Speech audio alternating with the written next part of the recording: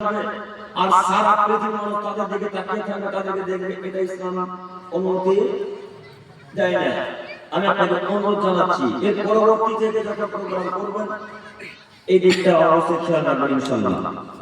ইনশাআল্লাহ আল্লাহ তুমি কবুল করো, সকলে বলি আমিন। সম্মানিত ভাই, আপনারা যে বিষয় আমাকে বেঁধে দিয়েছেন সেই বিষয় নিয়ে আলোচনা হবে ইনশাআল্লাহ।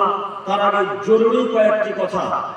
রমজান মাস চলে গেল, রমজান মাস যেদিন চলে গেছে ঈদের আগ রাত্রিতে, অর্থাৎ ঈদের পূর্বে ফজরের সালাতে আমরা হয়তো 10 থেকে 12 জন প্রস্তুত হয়েছিলাম, তার আগের রাত্রে 100 জন প্রস্তুত হয়েছিলাম। কথা মিলছে? কথা মিলে না? হ্যাঁ, আপনি রমজানের দিনে, রমজানের সময় ফজর রাখতে বলুন আর এশা রাখতে বলুন, অনেক মানুষ এসে সালাত আদায় করে গরু লাগিয়ে দিলেন, রাস্তাতে দাঁড়িয়ে থাকা